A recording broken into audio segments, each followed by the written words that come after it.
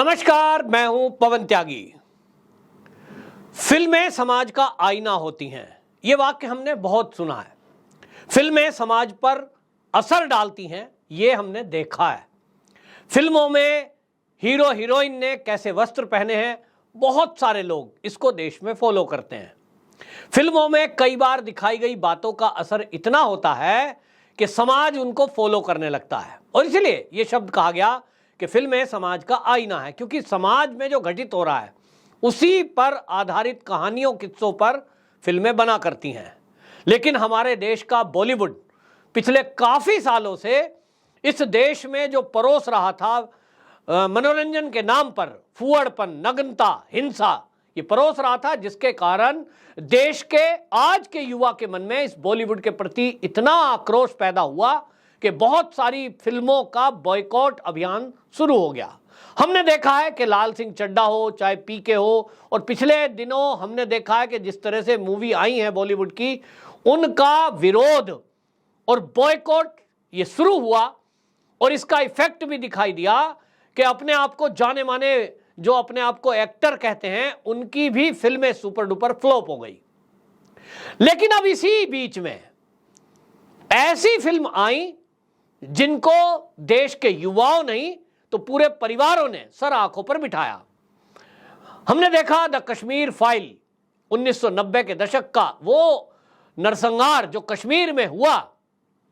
उस मूवी ने उस सच को केवल 5% पर्दे पर उतारा, 95% घटनाओं को उसमें छिपा दिया गया, क्योंकि सभी घटनाओं का चित्रण करना, प्रदर्शन करना संभव भी नहीं था। विभत्स सीन, बहुत दुखद सीन, और उसको दिखा नहीं सकते। 5% फिल्मकारों ने उसको पर्दे पर उतारा, लेकिन जिस तरह से देश में उसको लोकप्रियता मिली, समर्थन मिला, उसके कारण रिकॉर्ड उस फिल्म ने कमाई की। इसी तरह अब जिक्र हो रहा है द कश्मीर फाइल के बाद केरल स्टोरी का। द केरल स्टोरी एक ऐसी फिल्म जिसने आईएसआईएस किस तरह से भारत में अपना पैर पसार रहा है, और उसमें भारत के अंदर बैठे हुए उसके जो मॉड्यूल हैं, जो उसके पिट्ठू हैं, जो उसके एजेंट हैं, किस तरह से भारत में भारत की लड़कियों को सेक्स स्लीव के रूप में इस्तेमाल कर रहा है, वो आत्मघाती दस्तों के रूप में इस्तेमाल कर रहा है, और लड़कियों को ही नहीं तो भारत के युवाओं को भी लालच दे करके, उनका ब्रेन वॉश करके देश के विरुद्ध और दुनिया में भी उनका प्रयोग कर रहा है। और इस पर यह मूवी बनी, और मूवी भी तब बनाई गई जब केरल की हाई कोर्ट ने बाकायदा इस पर टिप्पणी की, केरल के सीएम ने इस पर टिप्पणी की, क्योंकि केरल वो राज्य है जो सबसे ज्यादा शिक्षित है। आपको बता दें कि शिक्षा का स्तर हमारे पूरे भारत में यदि किसी एक राज्य में सबसे ज्यादा है तो वो केरल है। सबसे ज्यादा देश के अंदर ग्रेजुएट्स यदि किसी राज्य में हैं तो वो केरल है, और केरल ही वो राज्य है जो सबसे ज्यादा मेडिकल लाइन के लिए सेवाभावी लड़का और लड़कियों को तैयार करता है।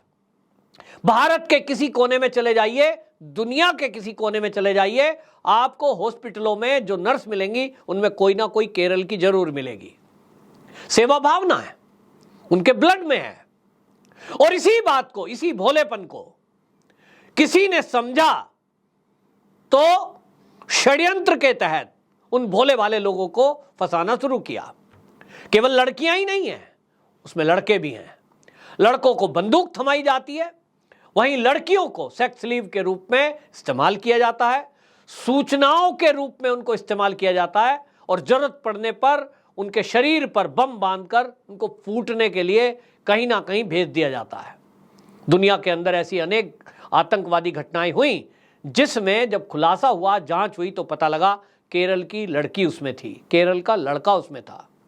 आखिरकार सीरिया का केरल से क्या कनेक्शन है, ये पूरा खुलासा ये केरल स्टोरी फिल्म ने खोला है। लेकिन इसको लेकर के जिस तरह से देश में इस फिल्म के विरोध में लोग उतर आए हैं, उसमें राजनीति भी होने लगी है। ममता बनर्जी जो कि पश्चिम बंगाल की मुख्यमंत्री हैं, उन्होंने तो अपने राज्य में इस मूवी को बैन कर दिया है। उन्होंने कहा जो भी सिनेमाघर इस मूवी को दिखाएगा उसके खिलाफ कार्रवाई की जाएगी। ममता बनर्जी इस फिल्म को कहती हैं कि ये कहानी मनगढ़ंत है, इसमें जो भी दिखाई गई चीजें हैं ये देश में घृणा फैलाने वाली हैं। और ममता बनर्जी ने बयान दिया, उन्होंने कहा कि ये जो फिल्म है, उन्होंने कहा ये केरल स्टोरी जो है, ये वो कहती हैं ये फैसला बंगाल में अमन चैन बनाए रखने के लिए हमने लिया है कि इस मूवी को बैन कर दिया जाए। बीजेपी द केरल स्टोरी नाम की फिल्म दिखा रही है। द कश्मीर फाइल क्या है? यह एक वर्ग को अपमानित करने के लिए बनाई गई है। द केरल स्टोरी क्या है? यह एक मनगढ़ंत कहानी है। ममता बनर्जी ये कह रही हैं कि ये जो मूवी है ये तो भाजपा ने बनाई है, इसको भाजपा दिखा रही है। द कश्मीर फाइल भी भाजपा ने ही दिखाई थी, तो उस फिल्म को ये नफरत फैलाने वाली बता रही हैं, केरल स्टोरी को मनगढ़ंत बता रही हैं और कह रही हैं कि कुछ दिनों पहले बीजेपी के भेजे हुए कलाकार बंगाल आए थे, ये बंगाल फाइल्स बनाने की भी तैयारी कर रहे हैं।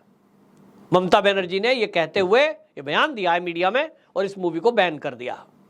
ममता बनर्जी के अलावा आपको बता दूं कि तमिलनाडु में भी इसकी स्क्रीनिंग पर रोक लगाई थी और मूवी को बैन कर दिया है। आप में से जो भी लोग अभी तक द केरल स्टोरी नहीं देख के आए हैं, मैं आपसे कहता हूं कि एक बार देख के आइए, फिर आप खुद तय करिए क्या वो मनगढ़ंत कहानी है। फिल्मकारों ने जो फिल्म बनाई है इसको लेकर के हालांकि निर्णय किया है कि जिन राज्यों ने इस पर बैन लगाया है इस पर पहले ही मामला कोर्ट में जा चुका है। बहुत सारे लोगों ने स्क्रीनिंग के बाद ही हाई कोर्ट का रुख किया था और कहा कि इस मूवी को बैन किया जाए, इस मूवी से नफरत फैल सकती है। हाई कोर्ट ने फटकार लगाते हुए कहा था कि यह मूवी जिस चीज को दिखा रही है कि आईएसआईएस दुनिया में क्या कर रहा है, तो इसमें क्या गलत दिखाया है और इसलिए हम इसको बैन नहीं करेंगे। कोर्ट ने इस पर बैन लगाने से मना कर दिया, तो अब ये सरकार कौन होती है कि ये बैन लगाए। और इस मामले को लेकर फिल्म के निर्माता जो हैं वो अब इस मामले में ये कह रहे हैं, विपुल शाह, कि मैं इसमें कानूनी प्रक्रिया का सहारा लूंगा, सुप्रीम कोर्ट तक भी जाना होगा तो हम जाएंगे, लेकिन कोई भी राज्य इस मूवी को बैन नहीं कर सकेगा। हर राज्य में इस मूवी को दिखाने की व्यवस्था की जाएगी। होनी क्यों नहीं चाहिए।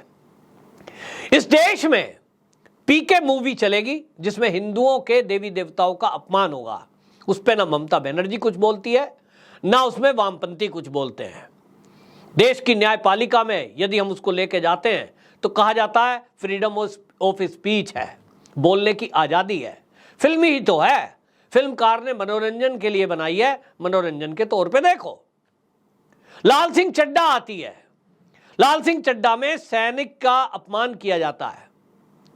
ऐसी कई मूवी आई हैं जिसमें देश विरोधी बातें कही गई हैं, जब उसको लेकर विरोध होता है तो कहते हैं फ्रीडम ऑफ स्पीच है, ये तो मनोरंजन है, बॉलीवुड पर प्रहार है। अमिताभ बच्चन, जया भादुड़ी, ये हमने देखा है, और इसी तरह से आमिर खान, शाहरुख खान, ये जितने खान हैं और बाकी ये जो बॉलीवुड के लोग हैं, ये कहते हैं बॉयकॉट बॉलीवुड अभियान जो चल रहा है ये तो बहुत गलत है, ये तो नहीं होना चाहिए। क्यों नहीं होना चाहिए? बोलते हैं साहब बॉलीवुड मनोरंजन के लिए है, ये नहीं होना चाहिए। तो आज फिर वो लोग कहां गए? सवाल तो ये भी है, क्योंकि मूवी तो बॉलीवुड की है, पिक्चर ही है। ममता बनर्जी कहती हैं कि तो कश्मीर फाइल जो मूवी थी वो नफरत फैलाने वाली थी। तो ममता बनर्जी जी ये बता दें कि अगर ये मूवी नहीं आती, द कश्मीर फाइल मूवी नहीं आती, तो क्या देश के अंदर बहुत प्रेम बढ़ा हुआ था? जो पश्चिम बंगाल में हो रहा है, जिस तरह की हिंसा हो रही है, वहां तो उन लोगों ने तो वो मूवी नहीं देखी होगी जो लोग हिंसा में इन्वॉल्व हैं। जो आज ममता बनर्जी आज केरल स्टोरी को ये कह रही है कि वो मनगढ़ंत है, तो फिर ममता बनर्जी जी से मेरा सवाल है कि आप केरल हाई कोर्ट के फैसले को नकार रही हैं। वहां केरल के जो सीएम रहे हैं उनकी आप बात को नकार रही हैं। वहां तो बीजेपी की तो सरकार नहीं है। वो जो जज साहब हैं जिन्होंने जो केरल से लगभग 30,000 लड़कियां गायब हुई इस पर जो टिप्पणी की है, वो तो भाजपा के नहीं है। आप कह रहे हो ये भाजपा वालों ने फिल्म बनाई है। पूरा देश कह रहा है कि इस मूवी ने हमारी आंखें खोल दी हैं। पूरा देश कह रहा है कि जिनके भी घर में बेटियां हैं, इस फिल्म को उनको जरूर दिखाना चाहिए कि वो कहीं किसी षड्यंत्र का शिकार तो नहीं हो जाए। क्या लव जिहाद सुना नहीं है? लेकिन ममता बनर्जी तो इसलिए बैन लगाएंगी क्योंकि ये शूट करता है।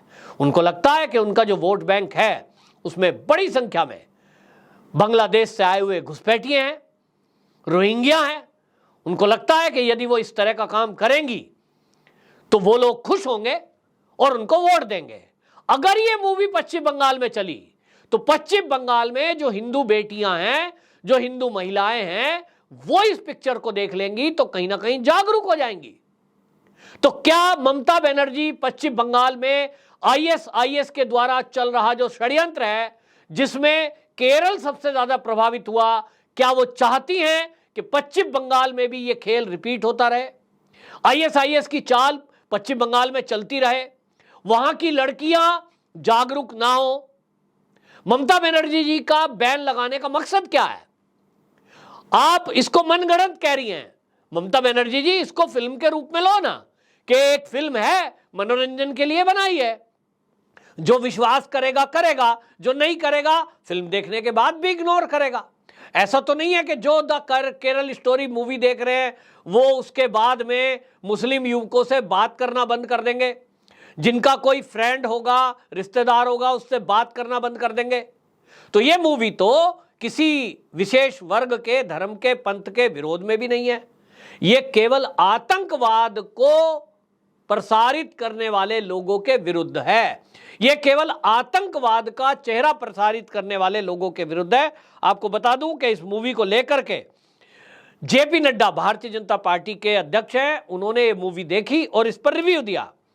उन्होंने कहा कि मैंने जो है ये मूवी देखी है और उन्होंने कहा कि केरल में धर्म परिवर्तन एक आतंकवाद के रूप में है।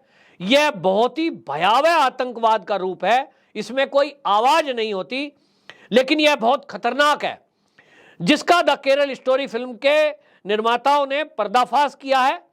उन्होंने कहा कि फिल्म का संबंध न ही धर्म से है, ना किसी राज्य से है, बल्कि इसका संबंध देश से है। यह एक वैश्विक कहानी है, केवल भारत ही नहीं और तमाम देशों में यह हो रहा है। यानी जेपी नड्डा ये कह रहे हैं कि ना तो धर्म से लेना है, ना देश से, ना राज्य से, ये पूरी दुनिया में हो रहा है। वो कहते हैं कि द केरल स्टोरी इन सभी मुद्दों में को बहुत अच्छे से एक्सपोज करती है। फिल्म ने समाज में जागरूकता लाने का काम किया है। ये एक आई ओपनर स्टोरी है। जेपी नड्डा का जो ये बयान है, ममता बनर्जी को इसको ध्यान से सुनना चाहिए और उनको भी ये मानना चाहिए। जरा आंखें खोले ममता दी तो देखें कि ये केवल केरल की स्टोरी नहीं है, ये पश्चिम बंगाल की भी स्टोरी है, ये उत्तर प्रदेश की भी स्टोरी है। ममता दीदी बताइए, क्या उत्तर प्रदेश में तो भाजपा शासित राज्य है, योगी जी का शासन है, वहां भी आए दिन पीएफआई के एजेंट पकड़े जाते हैं, वहां भी लव जिहाद की घटनाएं होती हैं। योगी जी ने उसमें सख्ती से काम लिया, कानून बनाया। तो ऐसा नहीं कि यूपी में नहीं है। तो आप अगर आंखें बंद कर लेंगी और ये सोचेंगी कि पश्चिम बंगाल में ऐसा कुछ नहीं है और ये कहानी मनगढ़ंत है, तो जेपी नड्डा जी का वो बयान आप सुनिए तो याद आएगा, दुनिया में ऐसा, दुनिया के कई देशों में आतंकवाद का ये रूप फैला हुआ है। सीरिया के बारे में जो कहानी बताई गई है, क्या ये मनगढ़ंत है? तो ममता दीदी क्या कहना चाहती हैं? सीरिया बहुत शांतिपूर्वक देश है, सीरिया में ऐसा कुछ भी नहीं है, आईएसआईएस नाम का कोई संगठन दुनिया में नहीं है, ऐसा कहना चाहती हैं।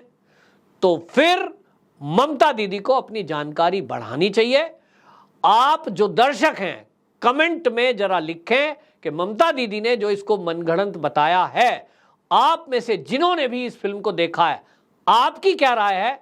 और ममता दीदी को भी उस राय को जरूर आप अपने तरीके से भेजिए, ताकि ममता दीदी भी इस मूवी को देखें और वो इस सच्चाई को जान सकें। देश की बेटियों को ये सच्चाई और पश्चिम बंगाल की बेटियों को, बहनों को इस सच्चाई को जानने के लिए इस पर से बैन खुद ही हटा लें तो ज़्यादा अच्छा रहेगा। वंदे मातरम।